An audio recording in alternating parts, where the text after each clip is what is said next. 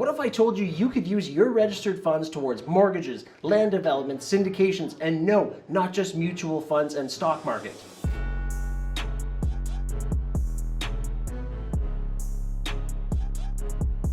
Yes, you did hear me correctly. You can use your registered funds for things other than just investing in the stock market and giving it to brokers. You can use it in real estate. But before we dive into that, I need you to subscribe to the channel, smash the like button, and hit the bell to get notified so you know every time we drop a video or go live.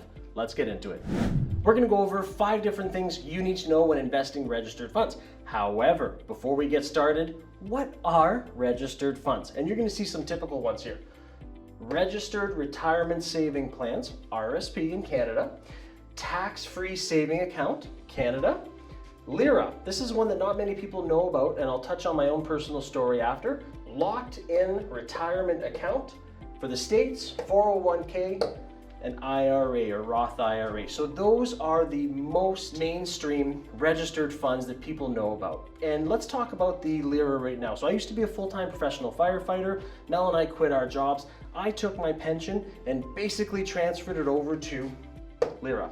So now I have money in my LIRA that I'm lending out in mortgages. Yes, you heard me right. I am lending my pension out in the form of mortgages. But enough about me and my LIRA. The interesting part about all of these types of registered funds is odds are you have at least one of these, right? You either have an RRSP or a TFSA, and if you're in the States, odds are you probably have a 401k or a Roth IRA.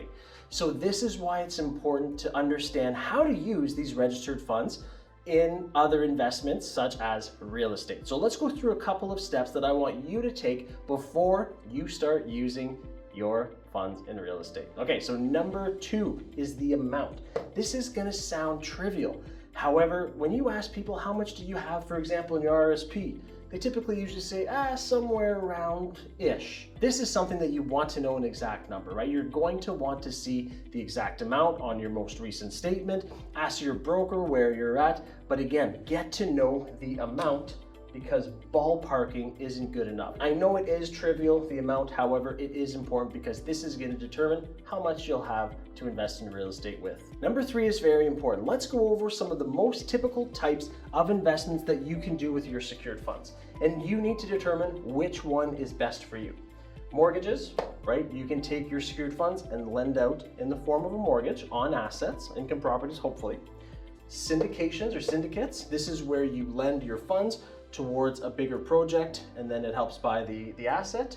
And the land development. So in all transparency, I have investments in mortgages, right, through my LIRA, and Mel and I have investments in land development through our RRSPs. Now, the fun part, as real estate investors who are always looking at borrowing OPM, other people's money, we borrow people's RRSPs and use it in the form of mortgages. Yes, you heard me correctly. We get our deals funded by other people's registered funds. This is an awesome way that you as an investor, and it becomes a win-win. You can borrow this money to buy income producing assets. Obviously, you have to do your due diligence and show them your plan, how you're going to pay them back, why you're buying the asset in the first place, right? And the other awesome part is that the investor, the lender, now gets to take their secured funds and they get to lend it to you and invest in real estate and a passive route. And why do investors want to do that? And more, and at the time of shooting this video, they are printing money and inflation is going up ridiculously. So people are worried about their investments, their long-term retirement investments, and they love the fact that instead of going in the stock market or investing in mutual funds, that they can now take those and give it in the form of mortgages, which mortgages are on assets such as income properties. It's on an actual building, and people love the fact that they can take that and invest in that. So that is a very powerful way.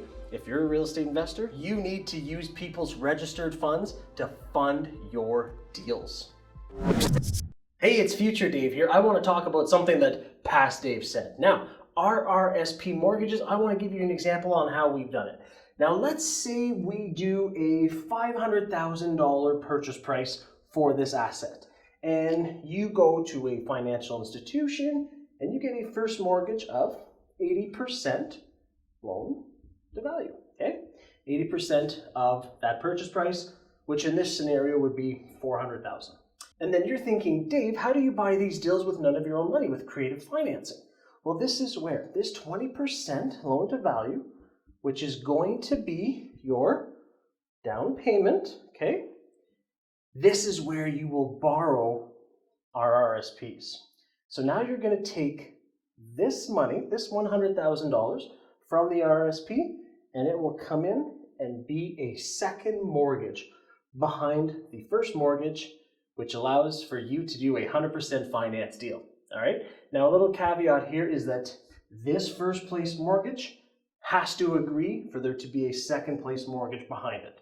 That's another little tip. But this is how we do it. We borrow it. This ends up being our down payment. And then every single month, when you make your interest payments, it goes right back into that RRSP. And this is how we use them. We've done it multiple times. We've done it on income properties. We've done it on cottages. This works for all types of asset classes. And I hope you make it work for you. Now, back to Past Dave. Now, number 4, I want to blow a myth out of the water.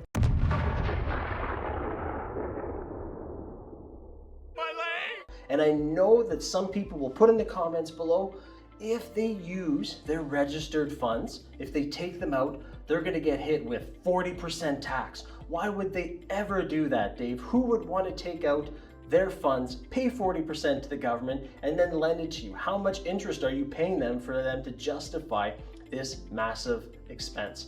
Well, here's where it gets awesome, okay, is they never actually take it out.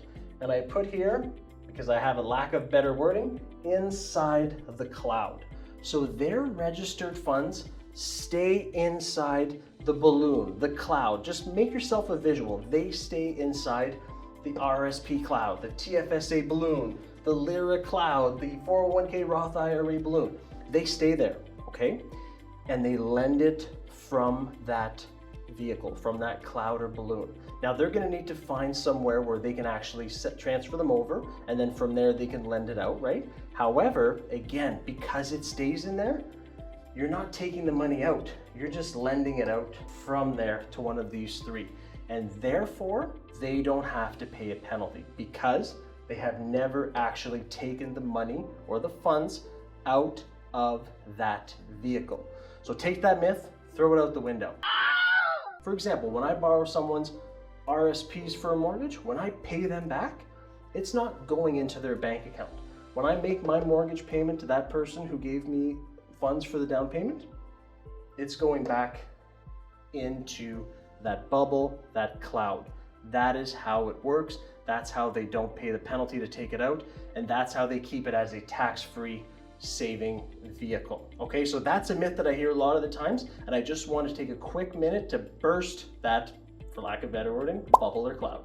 And number 5, this is not a quick transition, okay? If you're watching this video now and you're getting excited and you have some of those registered funds and you want to start lending them out right away, hold up, because you're going to need to transfer those funds into a vehicle that will allow them to actually lend them out, right? Typically with the brokers that people have for their registered funds, they won't allow for this, okay? So I just want you to know that there will be a time factor in this. So make sure to do your due diligence, do your homework, and figure out, is this going to be a 6-week process or an 8-week process before you start going to look at deals. So I just want to be real with you that know that this is a slow process as they're registered funds, and think about when things go through the government, they tend to slow down a bit. Now I want you to walk away from this video with the notion that you don't work for your savings, they work for you. And if you like what you saw today and want to see more, make sure to check out this video right here. If you found value or you have questions or comments, concerns, type it below and I will answer them myself. So this is Investor Dave saying, I'm out.